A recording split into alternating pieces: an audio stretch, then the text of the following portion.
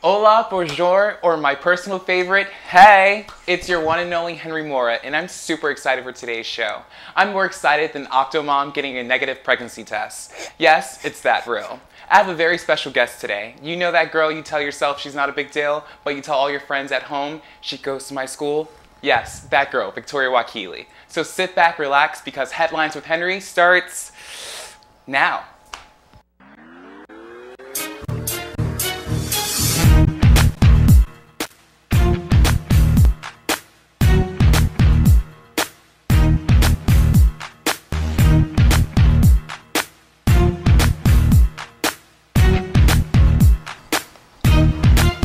Hello and welcome to another edition of Headlines with Henry. With me, my correspondents, I have my number one chick, Sybil Perez. I have the man known by many of names, but I call him AJ. And then I have Miss Teen New Jersey, Kristen. Thanks guys for coming.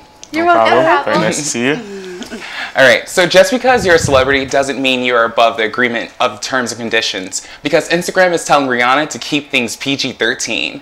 This past Tuesday, Rihanna posted topless pictures of her behind the scenes of her photo shoot with Lou, a French skin magazine. Instagram pulled the pictures down within minutes of the original posting, because the pictures violated the guidelines of nudity on the social network. Instagram execs have told Rihanna to keep her clothes on, or her account could be permanently suspended. A few minutes later, Rihanna posted the pictures to Twitter.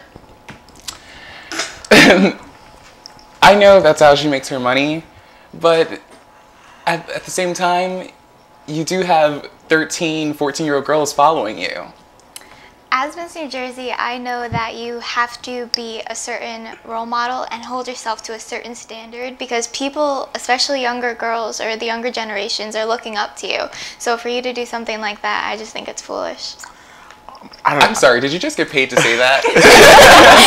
No, I mean, I just have a lot of practice answering questions like that.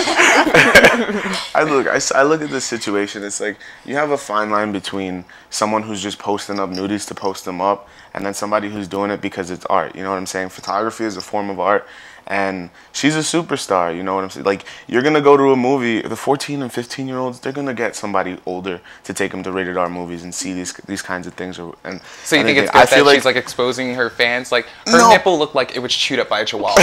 she's doing it in like a respectable way. She's just not like, oh, bathroom pic, selfie, look at my nipple. I got a new nipple ring, you know what I'm saying? It's so different. It's different. Maybe she's trying to impress Chris Brown. He's in jail for 4 months. Oh, and he can't see those. He can't see those. Conjugal visits. My taxes are not paying for that. The widely popular over-the-counter drug promethazine, commonly known as lean or scissor, made it popular in hip-hop industry by rapper Lil Wayne, caused a frenzy with teens all around America, only resulting in the drug being pulled from pharmacies everywhere. Rapper Soulja Boy has shown his pain by stocking up on the drug before they are no longer to be found, but the drug's discontinuement has not hit anyone harder other than Justin Bieber. Bieber released a song comparing love to scissor. The song is called We Were Born for This. One line in the song says, "Love is like appreciation, mixed in a double cup of Sprite." Okay, last week I said how Chris Brown was in jail and I thought it was a good thing for America. I recount my statement and I say Justin Bieber needs to leave America. Like, how do you compare love to A bottle of Sprite? Like, no. a bottle of Sprite mixed with scissor, cough syrup? I mean, the way the great Rick James put it, cocaine's a hell of a drug. You know what I'm saying? Like, when you're drinking scissor, it makes you think, you know, certain things, you know, you fall in love with it. You literally fall in love with some drugs, you know what I'm saying? Like, So how many drugs have you done? I'm not on the spotlight here, okay? We're talking about Mr. Bieber's crazy scissor sipping ass. Lil Wayne has had like 3 seizures though. From That's this true. scissor. That's true. And Justin Bieber's gonna have one too.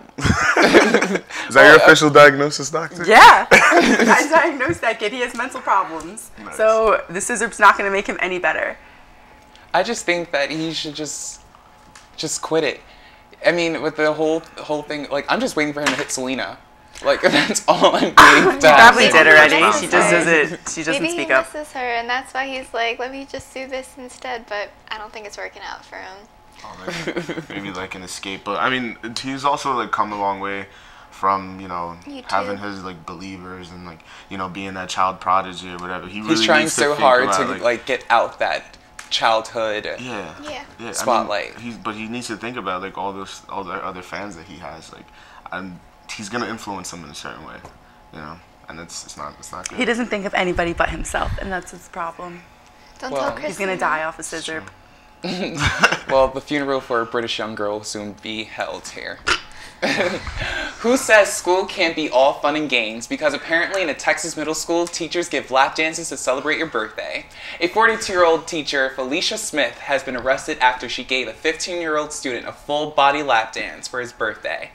Smith was charged with improper relationship with a student. Students reported that the lap dance lasted for about 4 minutes, and she ended the dance with telling the student, "I love you, baby. Happy birthday." Bye, Felicia. Bye, Felicia. Imagine something like that in a college setting, like us today, like seeing a teacher do that. This was a middle school. This is a middle school I'm just saying, teacher. that's The kid is allegedly 15, which I don't In get middle school? in middle school. So clearly this kid is They should probably arrest his retarded. parents. They should arrest his parents, not this teacher. Why did you keep your child 15 years old in middle middle school? school. He's supposed to be like a sophomore at this point. I think, about freshman or sophomore, but I plan on being a math teacher, so I can't imagine hearing that one of my coworkers did something like that. I would Can you just, imagine yourself like, yeah, happy totally. birthday, baby? no way. It had to be Felicia. Oh gosh. But like this lady actually looks creepy. Yeah. Like she like has looks this scary. like grin, like Like, I didn't do anything wrong. I just gave him a lap dance. She knows she did something wrong. She doesn't want to make any comments to the press. She knows what she did. It's just a lack of common sense in that whole situation. It's just like, you can't do that. Like, come on, not for 4 minutes, especially. Like, Longtime Clippers owner Donald Sterling has finally got the boot.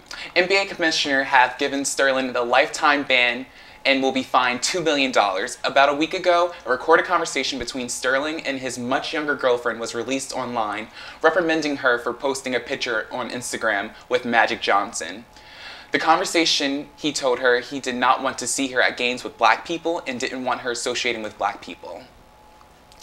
Mind you, his girlfriend is black. that's not okay. Because you can't chill with She with can't, other and then I'm people. you can't post pictures of Instagram. This man is about 80 years old. If he's getting upset that you're posting a picture on Instagram, you know Instagram is real. Instagram does like put a lot of stuff out there, but I feel like we live in a different time, man. Like, it's not like 40, 50 years ago. You know what I'm saying? Like, get out of this whole. But my mode thing that you're is, basketball is one of the most predominantly black Yeah. sports. How are you supposed to like keep, Get around that. the main demographic out? And in the recorded conversation, you also hear it hasn't been proven that it was him, but allegedly it's him so far. And they're saying in the conversation, he goes, "I feed them, I give them shelter." What are they, like dangerous animals? guy? That's so Animals. rude. I think he's just an old fart with too much time on his hands, and he's like married but has a girlfriend. He just looks bored. He just looks bored. Look at Yeah, that. he It's, is it's bored about with time his for him. life. It's about time he like gave up. Him and what's the other lady? the cooking lady. Oh man. Oh, I forget that. her Oh, name. I don't know. She's already forgotten about. Paula Deen. Paula Yeah, Deen. Paula Deen. Baby- She looks baby- like Katy Perry. Off her Katy comment, Perry. didn't she make that comment or something towards this Yeah. person like years before that, something like that, and they just brought it up and kicked her off the show? I'm pretty sure that's what happened. It was that and that people who worked around her, she was calling the Right, N-word. right. Okay. But I think maybe they should just get married and just have a loving-hate relationship for black people. Right. Just Do Send that. them to an island. Aryan Send them race to an community, island. right, on their own little island. Like, He should probably get some apology details from her. Definitely. Yeah. Well, when we come back, we will have Victoria Wakile.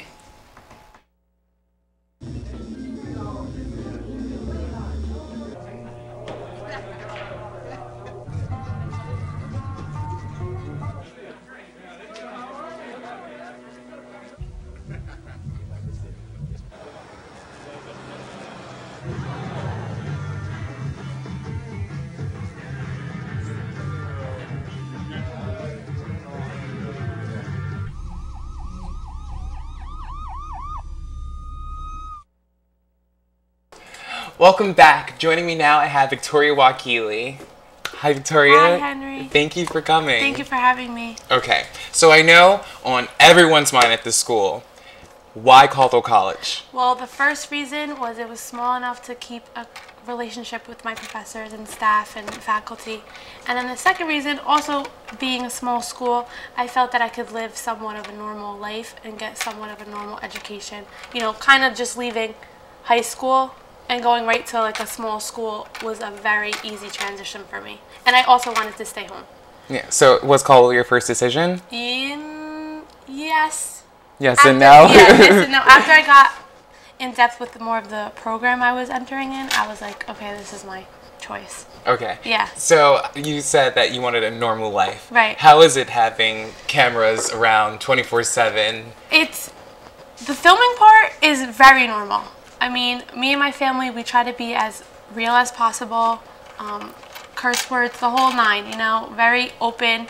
And it's really easy because the cameras aren't really in front of your face and you kind of just like go along with your life. But outside of filming, it gets really like complicated because you have people coming up to you wherever you are. I mean, I don't really personally care, but you have to be, a lot of people have to be dialed up because pictures and all this other stuff. Yeah, I feel like if I had cameras with me 24/7, Yeah. I would go to bed like flawless so I could wake up. Like Right. I woke up like this.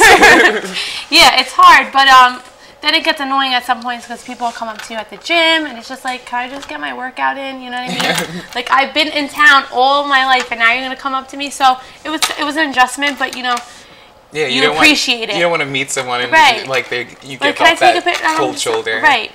But you have to understand it's appreciated. Like I appreciate it. You know what I mean? And my family and I, we really, people say that they look up to us and that they are inspired by us and that my parents are great parents and me and my brother are good children. And then that's the plus side, you know? It's nice to hear those things. That's always good Yeah. to hear. Now, I know it's reality TV. Right. And I know sometimes if you're in an argument with someone and you have 3-4 cameras in Right. front of you, you have to like show that I'm not backing down. Right. So is there anything that's kind of dramatized or like I